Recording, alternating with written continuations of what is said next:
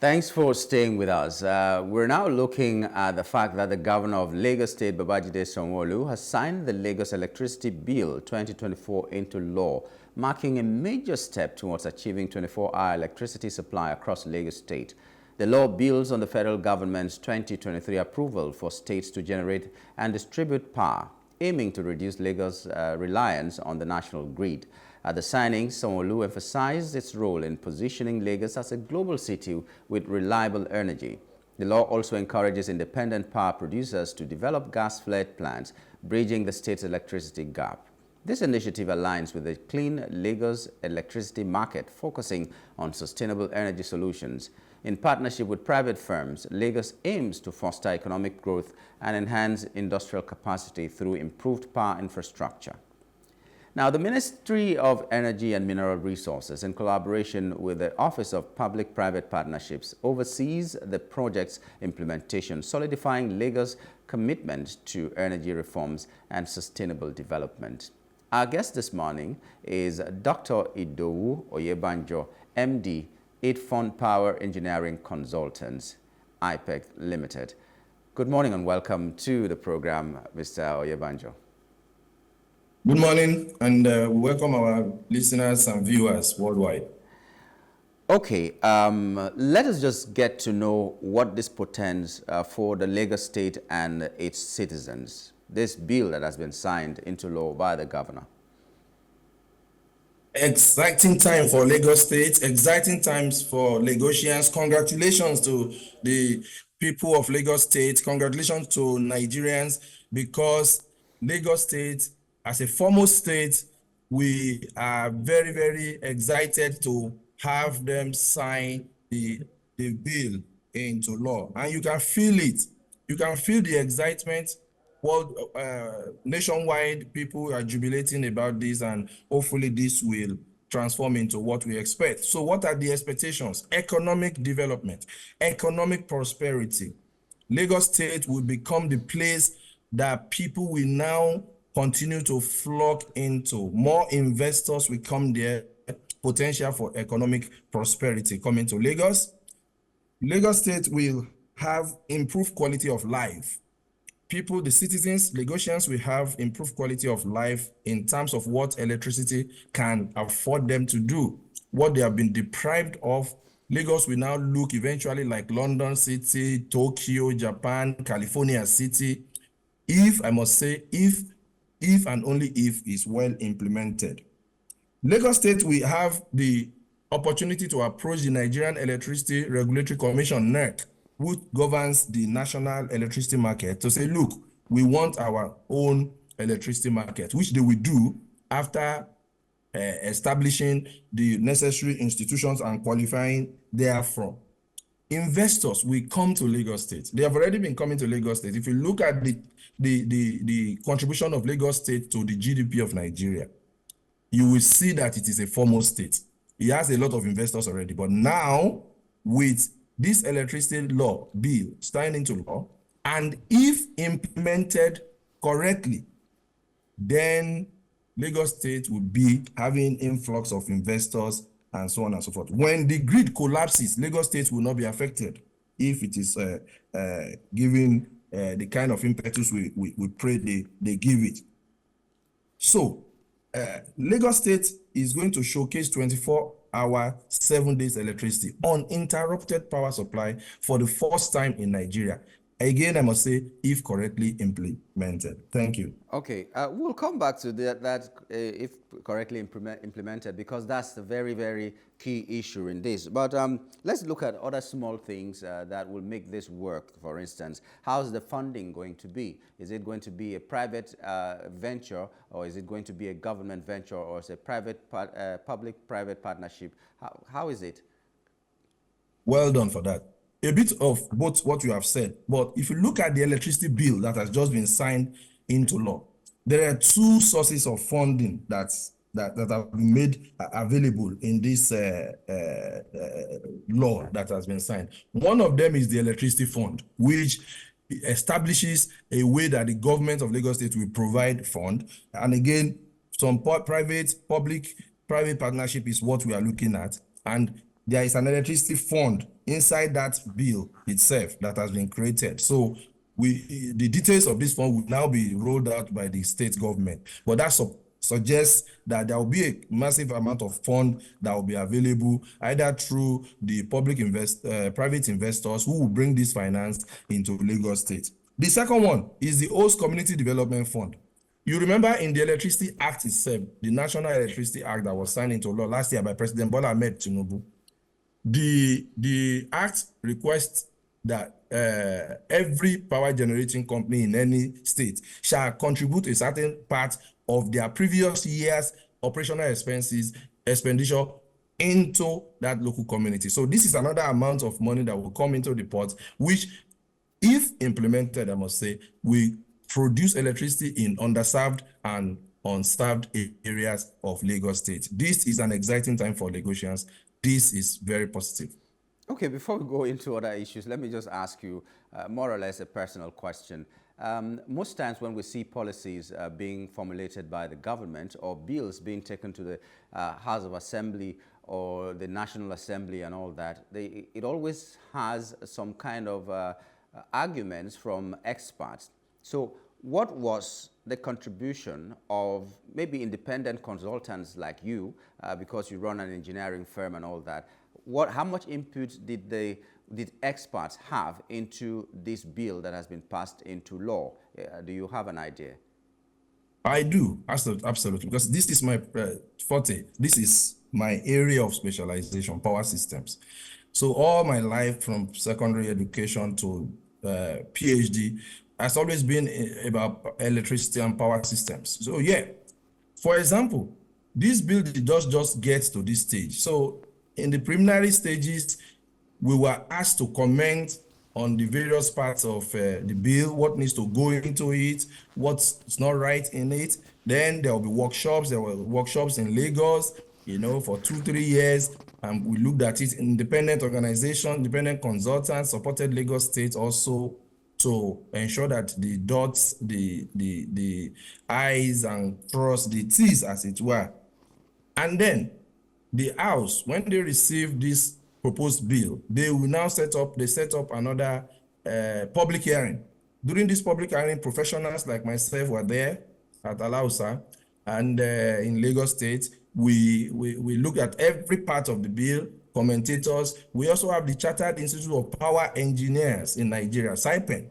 This is the body that is statutorily charged with the responsibility of making sure that power engineering professionals and power engineering work in Nigeria is done according to a certain set of rules. And they were also invited. They were there. Members were there to contribute. So we have this kind of input into this particular one.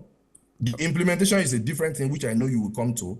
And that's why I keep saying, if correctly implemented. Yeah, I just needed to ask you, because especially at the national scene, we see where bills are taken to the National Assembly, and sometimes they are even passed and it becomes a policy, and then experts come out to say this thing was not thought through, and that is very worrisome. Instead of implementing something that is supposed to be good for the nation, there's a back and forth how this thing should have been done and what else is missing or what is there that shouldn't be there. A case in point is where the tax reform bills that we are having right now. It seems as if consultation was not made that wide, and so many other ones before this. And it's a worrisome thing for some of us, because the date of kickstarting something that is supposed to benefit the nation is delayed because consultations were not wide enough. So I needed to get that out of the way so that we know that this will not be Let me just respond to that, because you see, experts, the word experts in Nigeria has been bastardized. Unqualified people come into a subject matter that they don't know, and they come and become experts in Nigeria. This is the only country I have seen where people who don't have power system experience, people who have never worked in any power system in their lives, people who have never been in any company, they just make comments and they are taken as experts. And it's an abuse of our own education and professionalism. So that's one. So the people that will be invited to talk about the power system subject with the National Assembly, If those people are the naysayers, if those people are the so-called power system experts who never passed through power engineering in any part of their life, they will advise them wrongly. But that is why this organization I told you about, Chartered Institute of Power Engineers, it has been set up, and I was part as a foundation member of the struggle to make sure that we pass the act. Now that act has been passed. We are now in existence.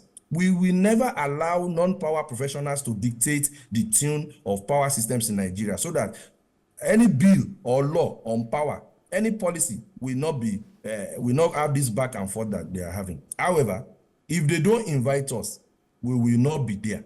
So we pray that all government agencies, be it state or at the national level, when they are talking about power issues, they should invite Chartered Institute of Power Engineers, SIPEN. They are the only qualified set of people in Nigeria who can give them the policy advice. Yeah, that's why I'm glad that Lagos State did this, because I don't know how much consultations you had with the national power sector when they were talking about Band A and Band B, and there's so many things that have come into play in the power sector at the national level that Nigerians are crying about. Was that the best way to go? We've also seen a policy in education, for instance, when the Minister of Education just woke up one morning and said they have consulted everybody, so the age of getting into a university has to be 18. Anything below that, you cannot enter into the university. And after that, it was dropped because the so-called experts came out and say this is a wrong policy and all that. So many other policies are like that, and some have been dropped because the right people were not consulted. And like you said, some people just brandish themselves as experts and all that, and maybe those are the ones that are being consulted. So I hope that the national body or the federal government will always look into the real people that need to be consulted, so that this uproar will not be coming and it will look like the federal government is doing trial and error, which is not good for our economy and for our nation as well. That's what I'm talking about. So kudos to Lagos State government. And now that you have mentioned it, I hope that, is it Idowu or the person, the Minister of Power, is consulting the right people.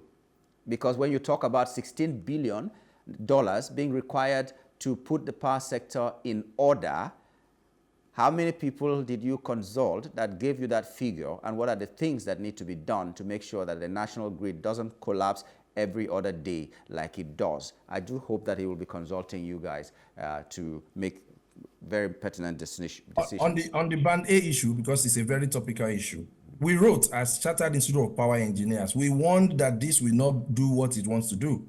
We wrote that in a power system, you cannot discriminate between consumers.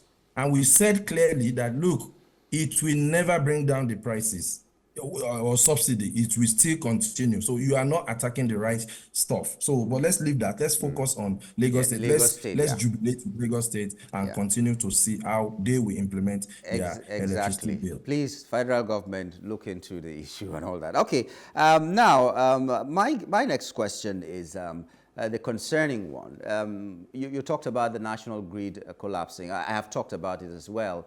And my concern is, what will Lagos State do differently, in your opinion, that will make sure, like you said, Lagos State will be having 24/7 power supply, uninterrupted power supply, even though you're saying it's for the first time. But I think in Abia State, they have that right now because of a program that they did in Abia State, in some parts of Abia State, Aba and environs and all that. But what will the Lagos State do differently that the federal government is not doing that will guarantee that there will be power supply 24/7? Thank you very much. The Aba geometric power plant that is serving a cluster in Abia State by Professor Batinaji's company, and he has an independent power plant, an independent power electricity network. What you journalists need to do for us is to go there, go to that place, do interview of the people in that place, and come back and tell us that there is 24-hour, 7-day electricity there. That's what you should be doing. So I want to leave it at that. But exactly what took place in Abia State is what will now happen in Lagos State. What Lagos State will do, and has started doing, will be to invite many power generation companies of all sorts, renewable and non-renewable systems. So you are talking of solar farms, you are talking of tidal and barrages, excuse me. We are talking of gas infrastructures. They are going to invite all manners of energy resources to come into Lagos, and they have already done that. If you remember, in the last 3 weeks, they put up an advert inviting private investors to come in and do a PPP kind of thing with the government so that they can generate electricity in Lagos State. So there will be massive amount of electricity generation coming into Lagos State. So that's one thing they will do differently. But in the selection of every aspect from yesterday, from when that bill has been signed into law, meritocracy must be the foremost consideration in everything. If you remember Singapore, within few years turned from a last world country to the first world country it is today. Lee Kuan Yew was the leader who did that. And what he did, he chose the best. Meritocracy first, pragmatism second, and honesty of purpose. MPH. Meritocracy. Everything from signing that law up to implementation must be meritocracy. What does that mean? The people you are going to put in charge of the market, they must be qualified. You must ask the question, which electricity market did this person work before that has 24/7 electricity, that this person will come and tell us how to have electricity 24/7? That's one question. Is this person a professional for the side of electricity management you want to give the person? Even the legal, the finance, the person must have worked in a power system before, preferably one that has been functional, not that the one that has been ridden by grid collapse. But even if they have worked in power sector, if, for example, in Nigeria, the qualification has to be there. So this is number one, meritocracy. When you want to assign companies who are going to provide the electricity, the generating companies, you are not going to do a paddy stuff like it was done in the national privatization. We are talking about trying to make Lagos State's own different from this one we have in the national grid that is always collapsing every Eke market day. Now, to do so, every person that is going to invest, you must check that they qualify. Where did they get the experience of their power generation from? Where did the person get the experience of the power distribution from to come and get license?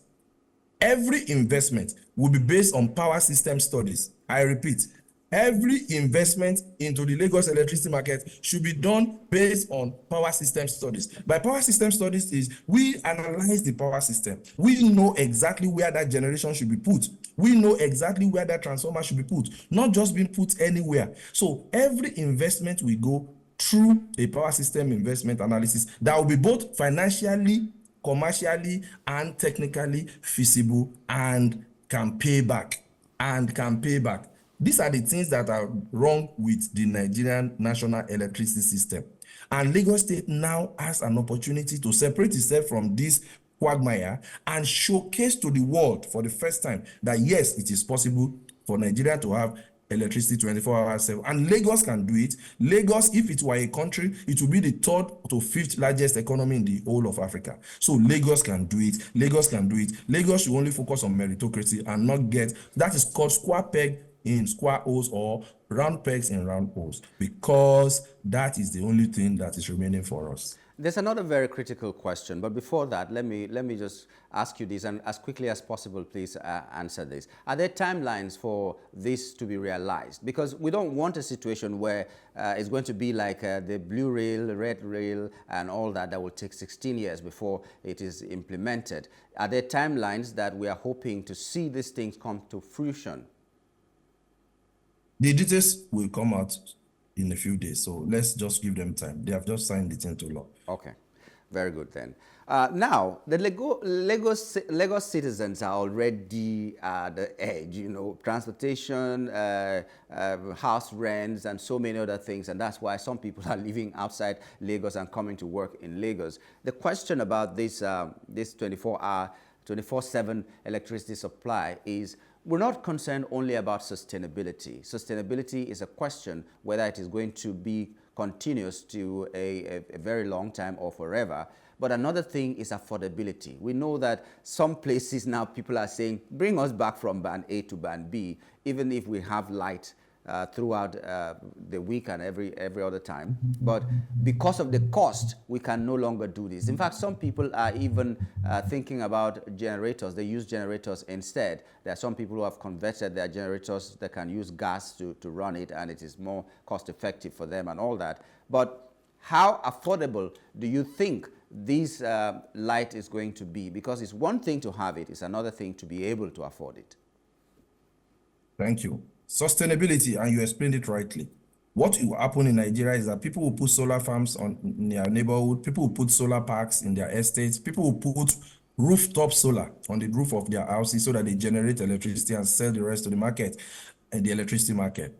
The electricity independent system operator for Lagos State is the one that will be empowered to do what it needs to do, and it must be full of right people who know power systems and who can actually deliver. That's one. So sustainability will bring in all manners of renewables systems into Lagos State, and then non-renewables too will be there. But affordability, what is the function of competition? If you go into anything competition, the price will fall. But if you do competition like the way the national grid did the electricity market, you won't get price that is falling. Why? Meritocracy.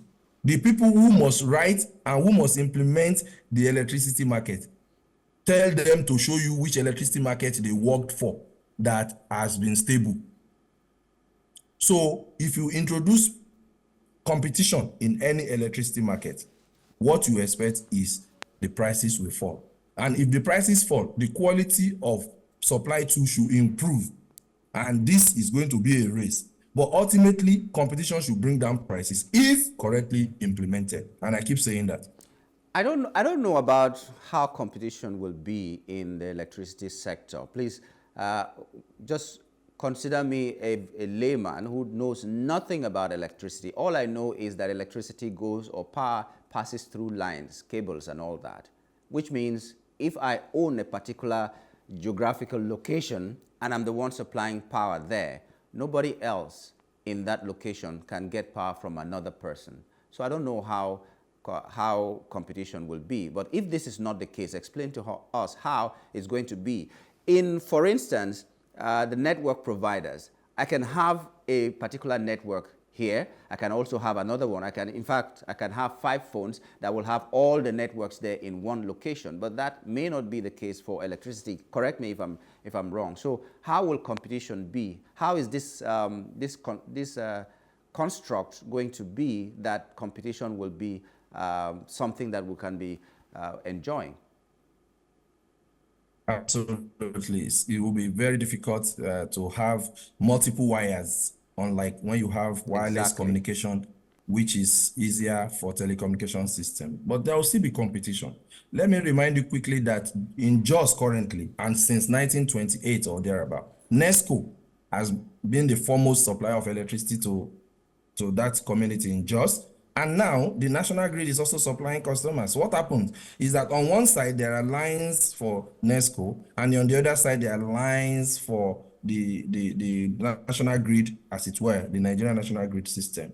And that customers can choose who they want to buy from. So that's possible. There's also what we can do called undergrounding. We underground some parts of the network to make sure that the second provider comes in. And where a particular provider is not doing well, say one company has been serving Lagos State before, but it's not doing well, the law allows another player to come in. The law allows another player to come in. The person that is not doing well will be removed from the service, and other people will come in. Interesting. So all of this we come in eventually, and will bring in competition. Okay, that means our eyes on you kind of thing. I like that. If you're not performing, you're booted out and somebody else takes the reins. But the final one, because we're wrapping up right now, I am all for you do this for me and I do this for you as well. What can the Lagos people, Lagos residents do also to contribute to the success of this venture? Because the citizens also always have a stake. So what can they do? A number of things. They must cooperate with the Lagos State Electricity Regulatory Commission that will be put in place by Lagos State government. all the institutions, they will cooperate with them. The Lagosians must take active interest in the matter of electricity. So they form associations, consumer groups, they must organize workshops, they must talk to the government, they must take part, they must make their voices known, they must form an association of Lagos consumers because it's very powerful in this kind of setting. Without that association of consumers, consumer rights to continue to put pressure on the performance of the regulator as well as the state, it will not be nice. So this is a time for us to get together workshops, and for people of Lagos State, we organize for them, we talk about electricity. There's another thing they can do.